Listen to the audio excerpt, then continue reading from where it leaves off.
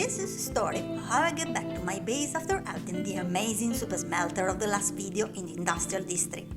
When I updated the map of my area to include the new buildings, I decided that something was missing. I mean, I like to look at this map. It's the pixelated testimony of thousands of days of work around my base, but it could be better. There should be a compass rose in this corner. Let's set up a beacon to remove this stone island. How hard can it be? I brought the map with me, so I can keep track of what I'm doing.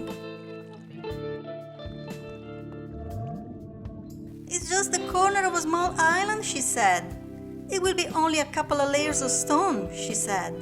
Why are you setting up a beacon? It won't need it, she said. I didn't remember the island being so high, but I filled up 3 shulker boxes of stone only, plus dirt and ores. At least I can use all this stone to repair my tools in the mason hall. Hey buddy, any chance you can blow up a dozen of blocks for me? Come on, you can do it. Anywhere is fine. Little help? No? Huh, this is hurting me more than you. My silk touch pickaxe was about to die, so I went to the mason trading hall to get rid of all the stone while repairing my tools. I know, I could build the compass rose above the island, but I reckon it will look better surrounded by the ocean, so I keep grinding. At least with the beacon it won't take me that long. It's just a matter of repairing my tools when I need it.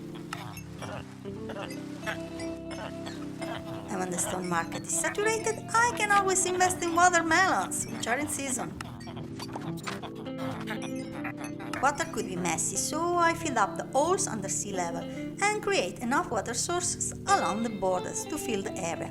Then it was finally time to remove the beacon and begin to work. I could tell you the story of how I visited the Guardian farm to get prismarine, cleaned up a birch forest, sheared dozens of sheep, and grew a warped forest to get the materials I needed, but yeah, this is not a big project and I'll live in this base for 9,000 days. I have everything in my storage room. I cut brutally the stone island, but don't worry, I will landscape it later. I'm copying the design I made on a creative word, showing you the steps that took me to the final result. It all starts with a circle. The birch slabs are the real circle that I designed using a tool such as Pixel Circle, and the prismarine slabs are just a shadow effect all around it. Colors look different in a map, and even if prismarine is light blue, in a map looks cyan. I could have used a cyan block like concrete or wool. It would have been cheaper, but this is not a map art. It should look good, and prismarine slabs are way nicer. The inner circle has the same colors, birch and prismarine, and also light grey wool to create a thicker 3D effect. Then I drew the central cross of the compass rose. Now I'm adding the outline of the rose. The core is made of warped blocks because they look brighter in a map.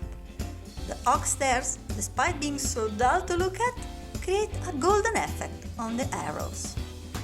I could have used oak planks or slabs. They look the same on the map, but I choose stairs for the borders of the arrows to give them a better shape. Like I said, this is not just a map art. Look at the compass map with the outline complete.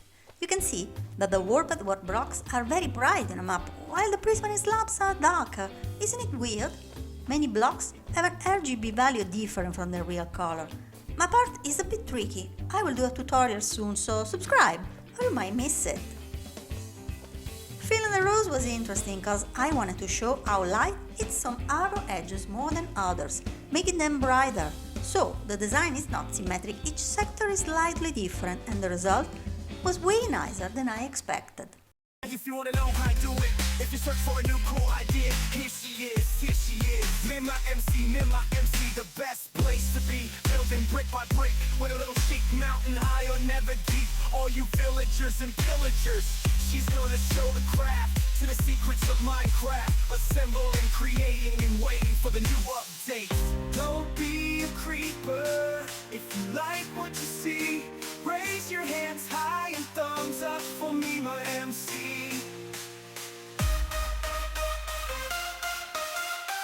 It's terraforming time, and as you can see from the previous map, I already filled a corner with a smooth beach.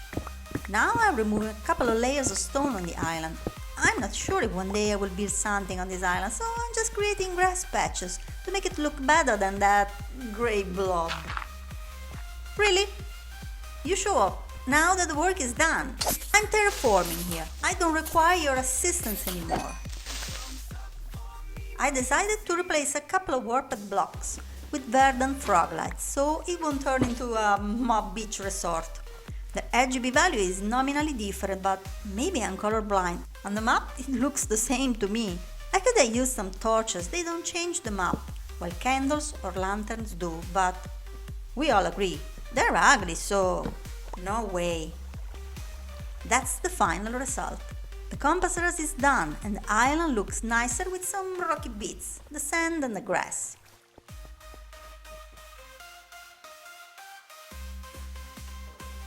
This is the aerial view. It looks awesome even from above. And now we're back at my base, because there's one last thing to do. The map is complete. Wow, I always wanted to have a compass rose on my map. It was so simple and yet so satisfying. Thank you all for watching. Leave a like if you enjoyed the video and stay tuned for the next projects. See you soon!